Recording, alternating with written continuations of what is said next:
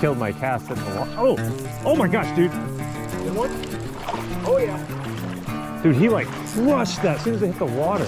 Karashi 80. This is like the ultimate creek bait. Today we're gonna be wet wading with the Calcutta Conquest Shallow Edition. And we're gonna talk about this reel at the end of the video.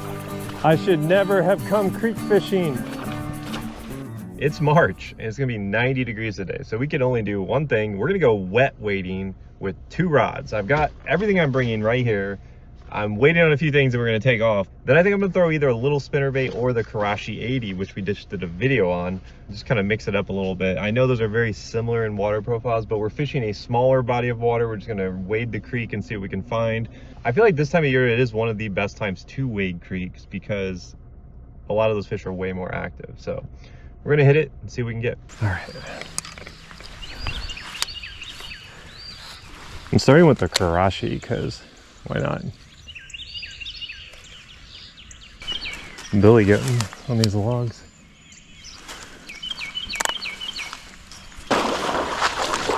That'll take your breath away.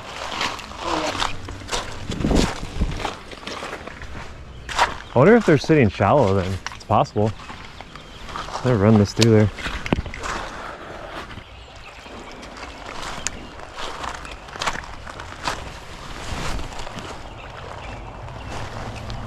This is a largemouth side. Oh. Had one chasing it. There's a little guy.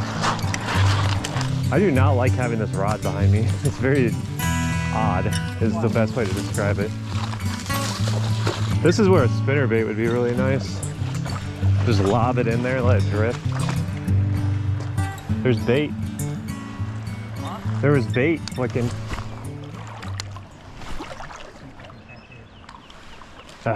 Killed my cast hitting the water. Oh my gosh, dude. Good one? Oh yeah. Dude, he like crushed that as soon as it hit the water. I didn't even do anything. He would have eaten top water. There might be more over here. Go ahead. It's a solid fish. Yeah, you want a picture? All right, so that didn't take us long. We got one on the Karashi 80, which I did a full video talking about that. If you haven't seen it, go watch it. But solid little dude. He hit it so aggressively, it was almost like top water. So we'll get him back in. But it is crystal clear. This is like the scenario that I think the Karashi 80 will excel. So he was shallow up here, which is interesting. I think he's just chasing noise on this pool. He was healthy. He was very fat.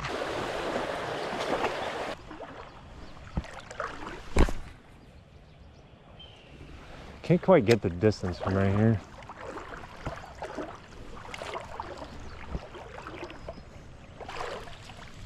Wish I could cast better left-handed.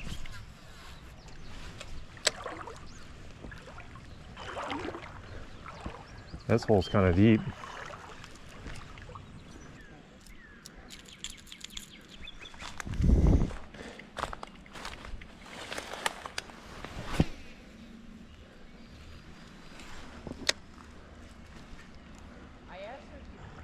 I can't really see where I'm stepping. Now there's that sun. It's deep down that side, so. It's kind of shallow right there. I see where it gets deep though.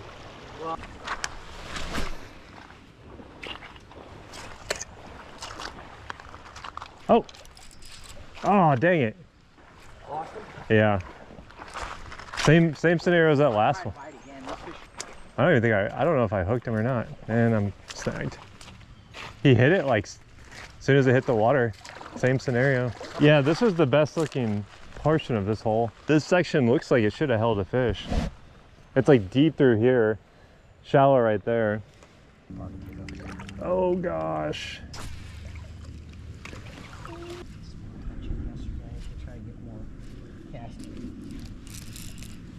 Is that a fish? It is. I think it's a big one too.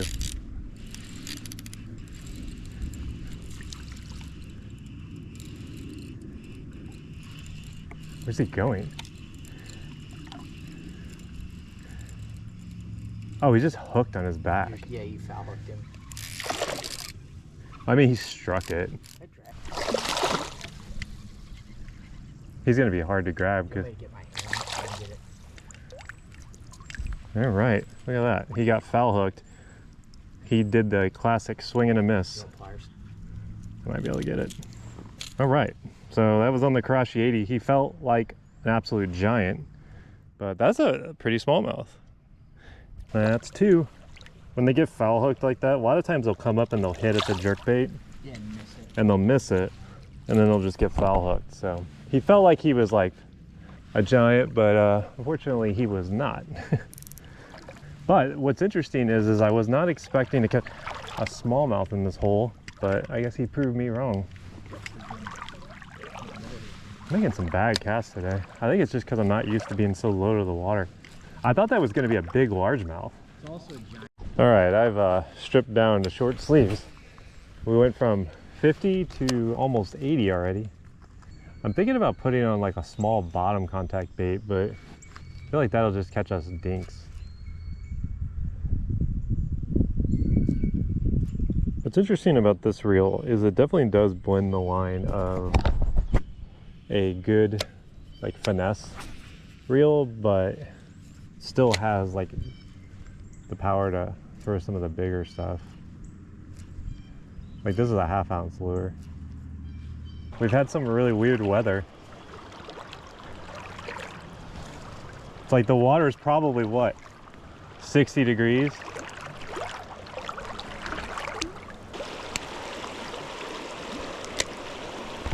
We're gonna talk about this reel at the end of the video because I've had it for a while now, caught a ton of fish on it. I think that is one of those reels that actually really excels at being a one reel, if that makes sense. Like if you're gonna go somewhere like we are today, I do have a backup rod with me back there behind my back, but if you're gonna go somewhere and, you know, wet wade and you wanna take something that can throw from the top to the bottom, I think this reel does really well at that. So let's see if we can catch a few more fish, then when we get back to the house, we'll talk about this reel. Yeah, like right in that little edge, there's like a... You know what I mean? How they get curious, they kind of fall over there and look at it. Well, maybe you got him riled up. Maybe that's why he was feeding. Ooh, that was a good cast. Should I put a spinnerbait on, guys? What do you guys think?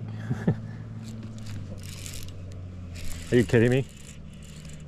It's like as soon as I start commenting on hooked the exact same way. In the back? Yeah, they're just coming up to it and slapping it. Oh, he says something about the kind of mood they're in. So right when I was talking about switching to a spinnerbait, we get another one here. I'm noticing with this Karashi, they come up to it and they just kind of slap at it and then they get hooked on the back. So there's no telling how many I've missed from them not actually eating it, but that's 3. Cole's over there crashing out, creek crash out. This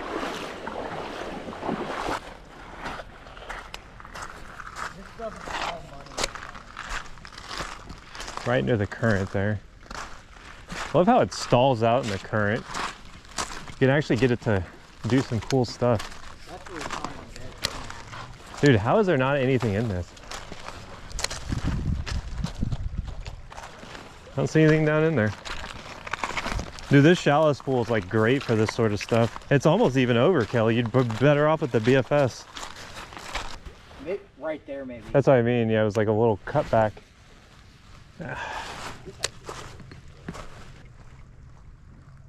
Oh, I saw him eat that. I don't know. I think it's a largemouth. What is that? Is that a spot? Yeah, it's a spot. Kind of like a crappie for a half second there. I saw him come up out of the depths and just nail that, so.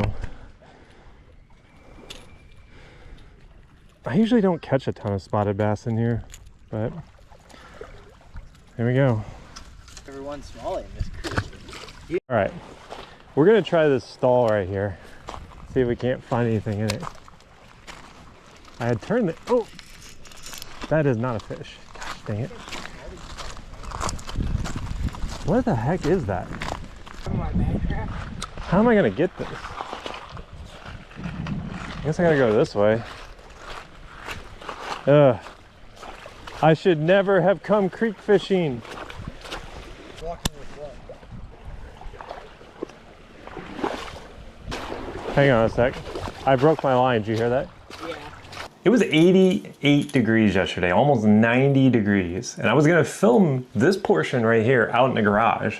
But I went out there and I was like, man, it's cold. Look at my phone to see the temperature and it's 42 degrees today. So we went from having snow on Monday to being in the 90s Friday, Saturday, and now it's back down in the 40s. I don't know what's going on, but we're gonna talk about this reel because I think maybe I've found my favorite one rod, one reel, one lure combo in the Calcutta Conquest Shallow Edition paired with, we're just gonna say a 610 rod. So this is the X-Pride 610 medium. It's technically the jerkbait rod. This is what I really like this reel on. You can throw small jigs, you can throw crankbaits, you can throw topwaters, you can throw small spinner baits up to like a ½ ounce. You can obviously throw the Karashi 80, but what really makes this combo tick is this reel. I didn't have insane expectations for this reel. I knew it was going to be good, but one of the things that I really didn't want to do is make assumptions about it before actually using it. So I've used it on the kayak a couple times. I've used it down south for largemouth.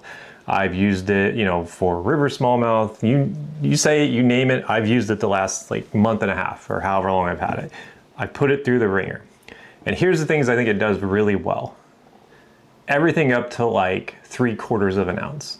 I think once you get into that ounce range, you can tell that it's got the shallow spool on it. But there's a fix to that. You can actually buy the Calcutta 100 spool from the 2021 model and put it in here, which is crazy to me. So if you were to buy this plus one spool, you could essentially run like 12-pound line on this, then put, you know, 15 to 18 pound on the 100 size spool and swap it out and literally do anything that you could ever want to do with this one reel, which blows my mind. So that is why I've liked this reel so much. I mean, you look at this reel and you see a round reel and you instantly are going to think like, oh, it's huge, but trust me, it feels small in hand. It feels like a low profile reel.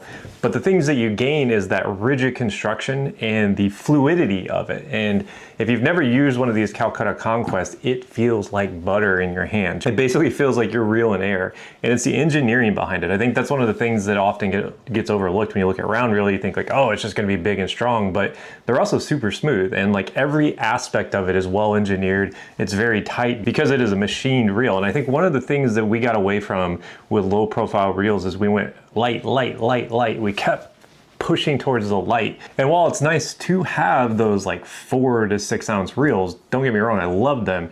There is still a place for that sweet spot. And I think coming in at like 7.9 ounces to like 8 ounces with line somewhere in there, this is still super manageable.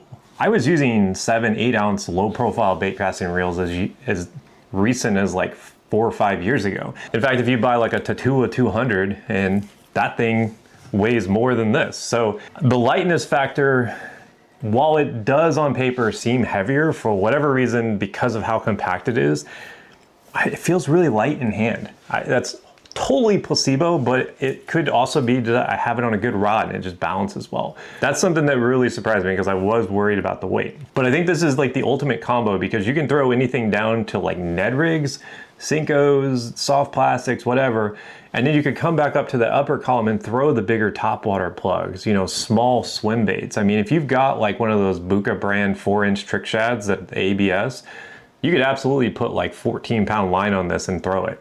No problem. Now, I've thrown this with 10 mostly. I did try it with 12, totally fine. I think 12 would kind of be like my personal ceiling, but I could see like 14-pound CR Tatsu working well on it, you know, those thinner lines. Or even if you wanted to, you could do like 20 or 30-pound braid and probably get away with throwing anything with the proper rod.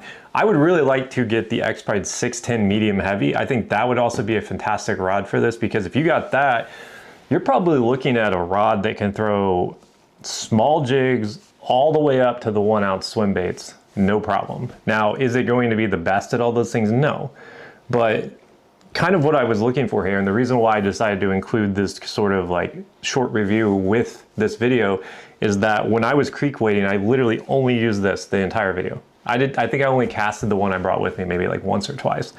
And I think this rod and reel combo has quickly become one of my favorites I've legitimately ever owned. So the Calcutta Conquest Shallow Edition is a super versatile reel. If you like the round style reels, you're okay with paying a premium on this. This is the type of reel that's going to last you 15 years if you take care of it. With maintenance, upkeep, I mean, it could even last 30 years. I mean, these are well-made reels. It's super smooth, versatile. I am blown away how well you can make short, little accurate pitches with this, which is exactly what I wanted out of a shallow edition reel, much like my Metanium. So this has got a 100% guaranteed spot in my lineup the next whoever knows how long. I'm actually heading down to Florida this week and I'm taking this bad boy with me. I'm gonna change out the line. I'm gonna try it with the 20-pound braid because I'm very curious how it performs in that scenario. But I think I might have found my ultimate kayak, wade fishing, bank fishing combo in this Calcutta Conquest Shallow Edition with the 610 rod. Now, like I said, I really like the 610 medium just because it gives you a little bit of wiggle room, but I could definitely see the 610 medium heavy or, you know, whatever rod you own. I think that this is going to find a home on it. So if you've tried this reel, let me know what you guys think of it. I'm blown away by it. I think it's a very fantastic reel, and I look forward to making more content on it. So hope you guys enjoyed the creek wading. It wasn't amazing. We did catch a handful of fish, but I mean, for it being such a wild weather pattern we've had lately, I'll take it. So if you haven't tried the Karashi 80 either, it's worth it. See you guys next time. This is Custer's last stand right here. Huh? Custer's last stand. If we don't catch him here, I'll let Cole go first.